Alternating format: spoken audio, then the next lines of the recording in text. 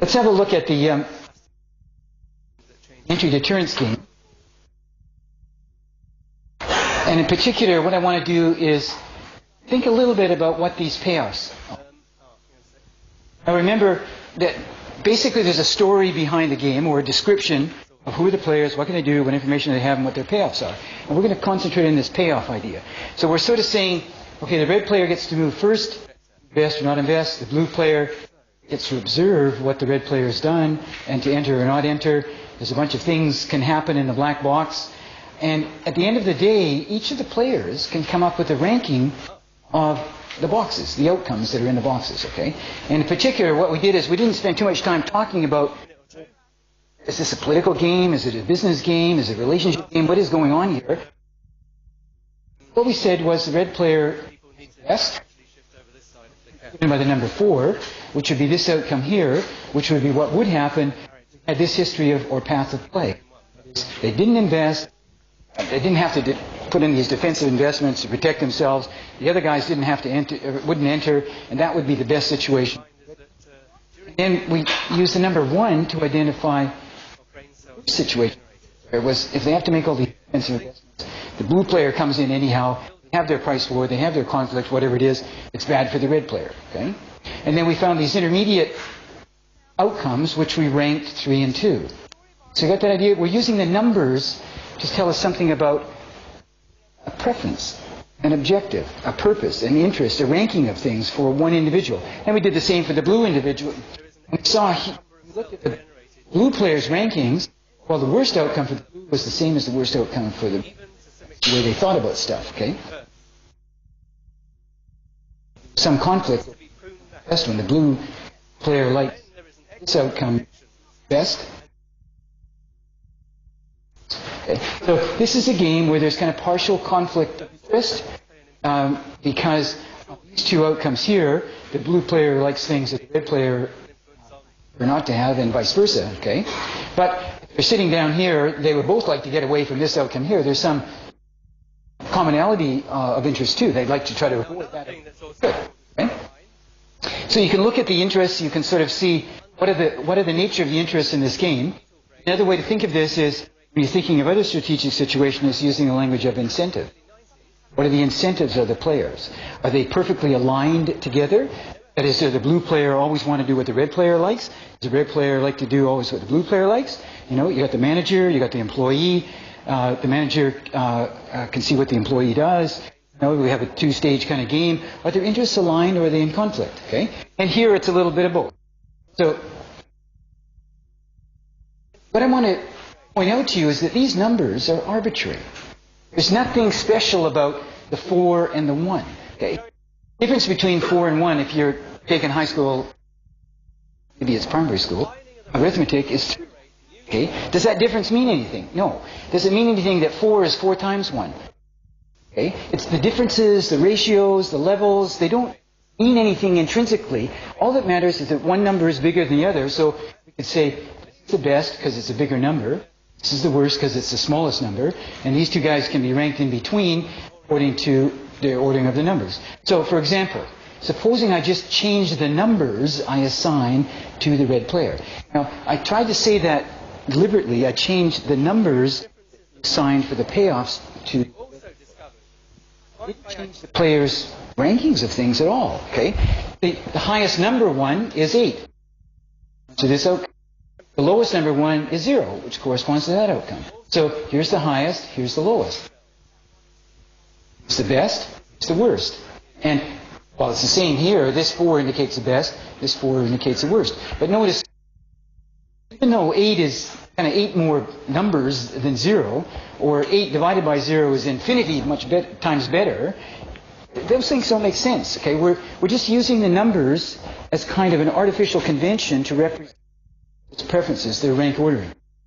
Now, why that's kind of important is you want to get a handle on what the player's preferences are in the game, you know?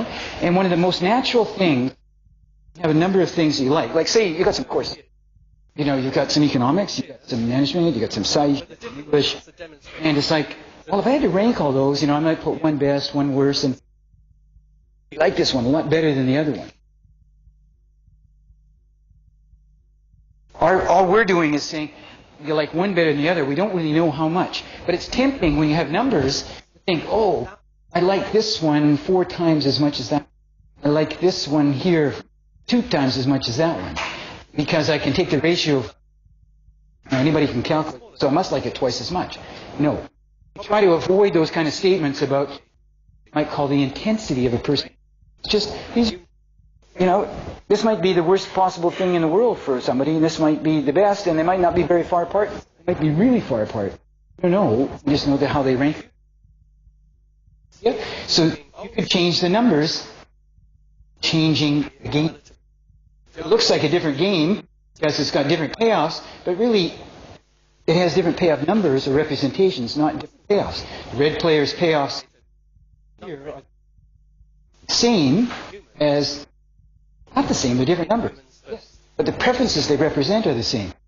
Eight is just a number representing the best. Okay? Now, another way you could think about this is, supposing we used words, okay, qualitative ideas for preference.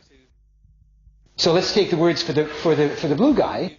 Well, this is very bad down here. This is excellent. This is really good. Excellent. And then let's say excellent is the highest ranked thing. Very bad is the lowest ranked thing. And the word good is kind of better than fair, but not as good as excellent. And it's certainly better than very bad. Whereas fair is kind of just better than very bad, but not as good as... Okay? So you could use words. Now on the exam, what I might do is I could give you a game like this to analyze, and instead of putting payoff numbers, I might just put some words to tell you the ranking of these people. You should be able to do the rollback reasoning and work all the way back. You understand from the words which ones are better and which... As a matter of fact, I thought a really good idea here would be to... What about putting a game where we put some letters in? So we don't even use numbers at all. We use letters to represent people. What? Remember, the letters form a natural order, A, B, C, D, blah, blah, blah. And if we took the order of the numbers and said, well, if A is the first, because A's are good, like I'd like to get an A in the course, that's a rank, right? And a B, it's not as good as an A, but it's pretty good. And then a C, not as good as a B, but not bad. Then you get a D, then you get an E, it's like, and then you got to fail, crash out. So you could use the letters. And you could take the ordering of the preferences in the letters, represent the same interests of the players, same payoffs. We got numbers, we got letters. Follow me there? Again, if I didn't give you the numbers and I just gave you these letters and I said, okay, let's take the natural ranking like letter grades in a course where A's are better than B's, are better than C's, are better than D's, are better than E's, and better than... We've got 5 categories. We could use those letters, right? But if I put some Greek letters in here too. Now, I don't know many other languages. It's probably a third of you. Know at least 2 languages, and you know the alphabet for these 2 languages. And I've done French, but its alphabet is basically the same as English.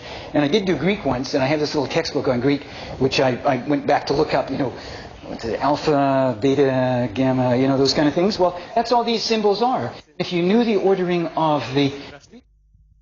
Say, well, here's an alpha, that's the best. Beta is the second best. A gamma is the best, and a sigma is way out there at the end of the Greek alphabet, so that's bad. Why are you doing this to us?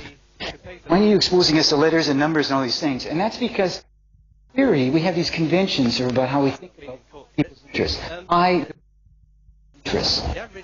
You don't know my interests. Okay? And one of the hard things in strategic interaction is saying, what is it that the other person wants out of life or out of the game, out of the transactions? Okay? So we have to think about how to do it. And one way to think about it is to say, well, they're just like me. But I'm trying to encourage you, no, they're not just like you. Yeah, they might be a little bit like you, like they might be rational. But they might have different preferences, different objectives, different interests. You want to find a way of representing and thinking about those. If you use the Greek alphabet,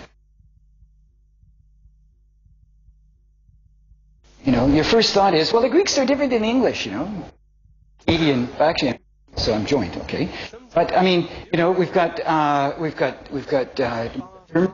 Koreans, we have Chinese, we have Japanese, we have French, all kinds of people, all kinds of different backgrounds, linguistic backgrounds, and you wouldn't think of trying to compare Greek sigma with English D. You say, well,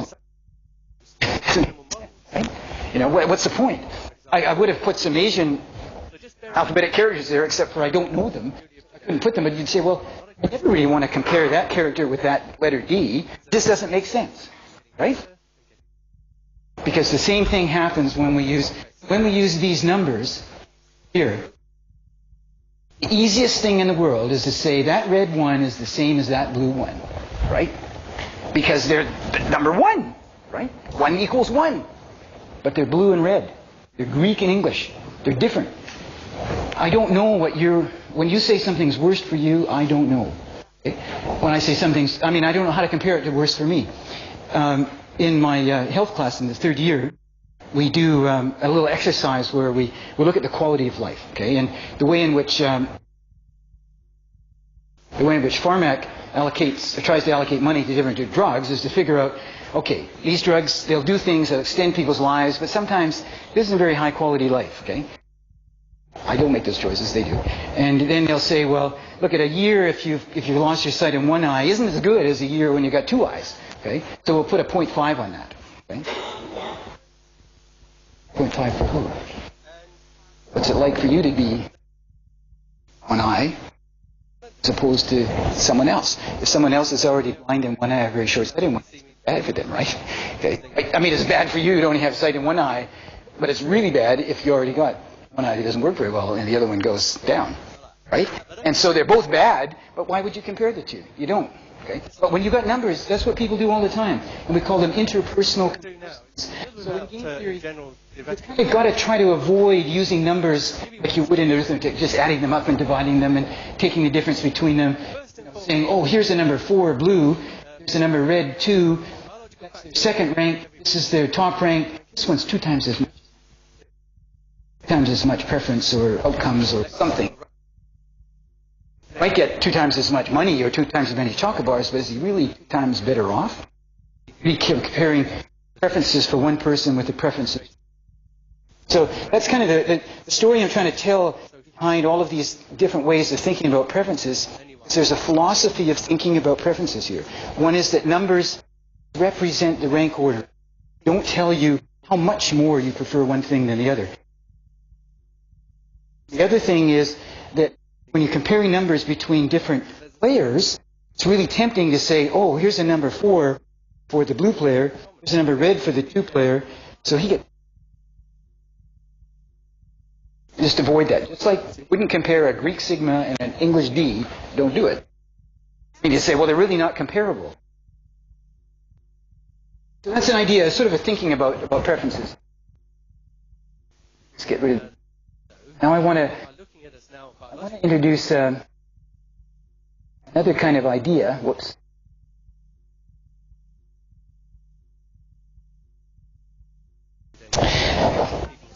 In the gray boxes, I've been putting the little gray boxes there as terminal nodes because often in strategic situations things are complex.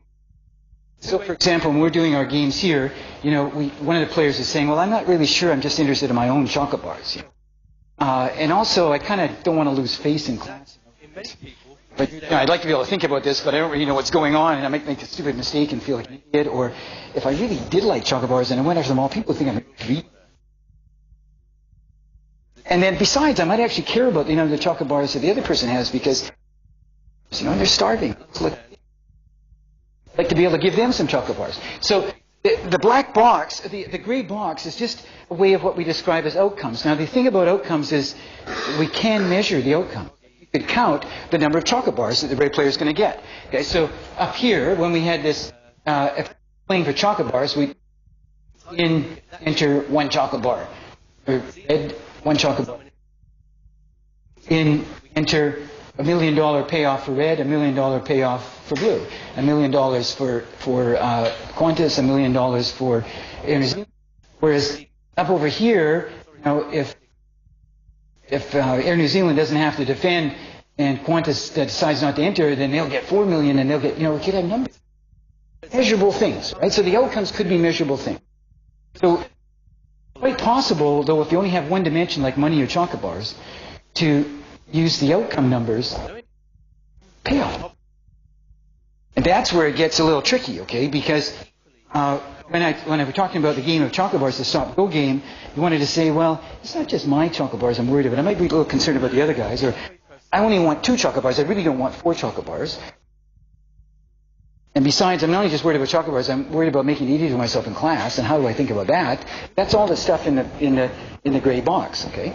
But if you think there's only one thing that matters, like a one-dimensional outcome for a person, then we can use these red numbers, which are outcomes, as preference representation.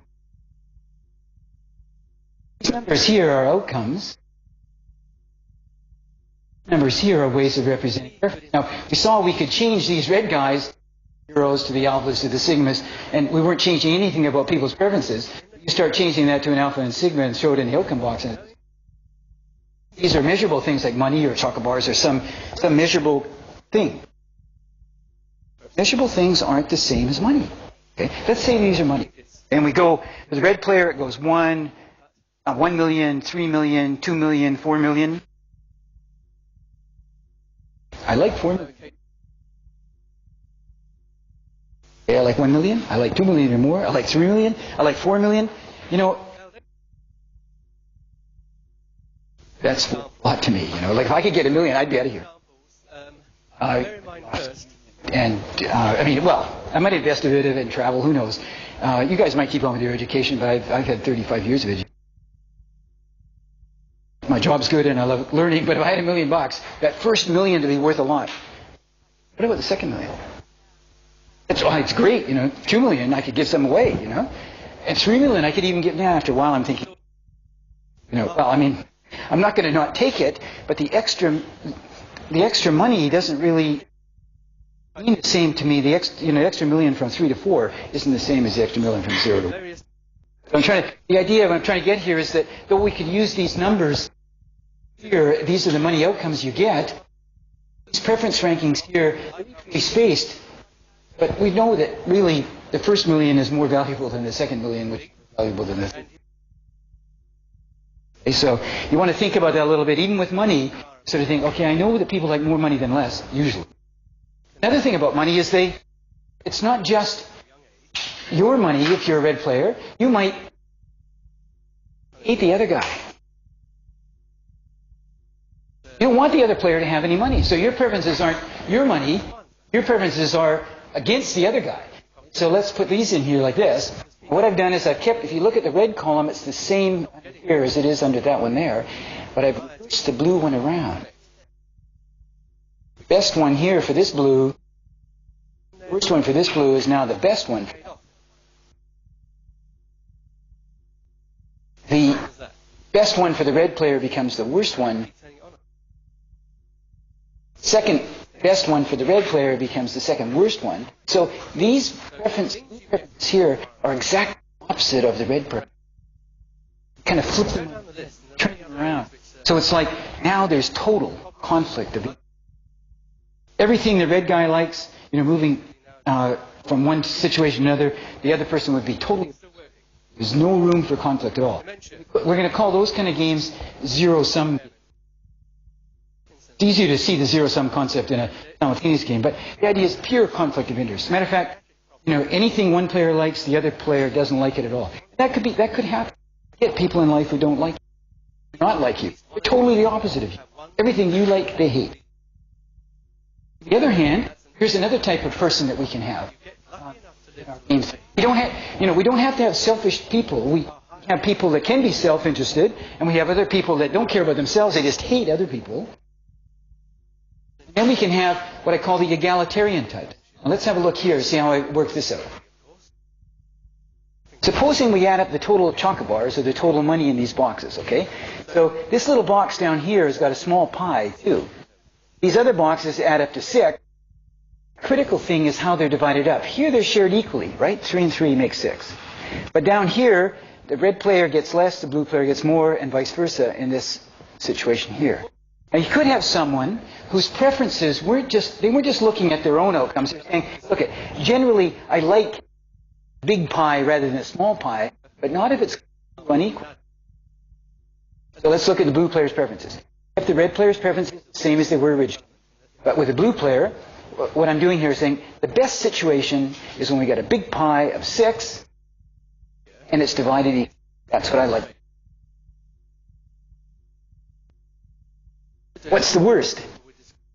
Well, the worst is where you're number 1, where there's a big pie. The red guy doesn't get very much at all, and I don't like it. The second worst is the situation where we got a big pie, but it's unequally divided in favor of the red guy. Again, you could reverse the preference between those two, and you'd still have someone who's kind of an egalitarian. And then third, the number 3, which is the second best one for this person, is actually have a small pie. So, again, I'm bringing up this example because sometimes in game theory, you're sort of thinking, oh, preferences are just self-interested preferences. People only care about themselves. They don't care about other people. Well, here's an example where we could think of analyzing a game with those kind of preferences, and what we would have is the blue player is kind of an egalitarian person. The red player just looks at his own bundle of money or chocolate bars, but the blue player is sitting there is kind of I like big pies and I want them shared equally. And frankly, I'd rather have a smaller pie and have it shared equally than I would have a big pie and have it.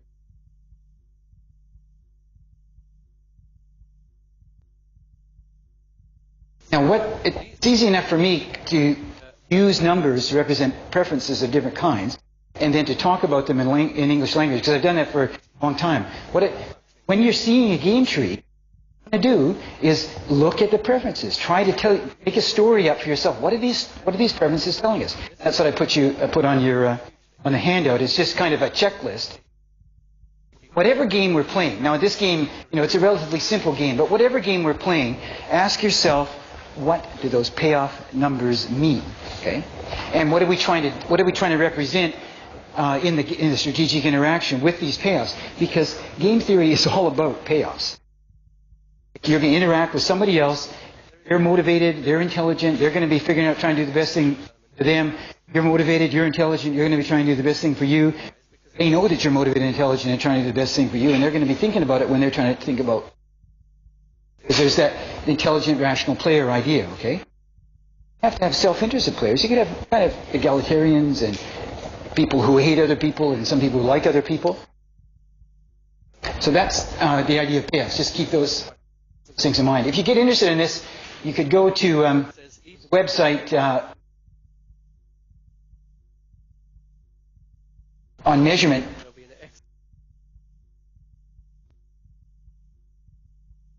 This talks about different concepts of measurement and how we really treat numbers. Once they're there, statisticians add them up and take them apart and multiply them and take logs, all kinds of stuff. Whereas we don't want to do that. We want to make these interpersonal comparisons if you don't have to. You might want to say, look, these other things were big pies. We had some big pies here, 6 and 6, but that's just the size of the. What really matters to people is how it's divided up. Some people, how it's divided up. Other people might just care about what they get out of it. They don't really care what the total is or what other people get out of it, but there are some people who do. That's the idea of payoffs.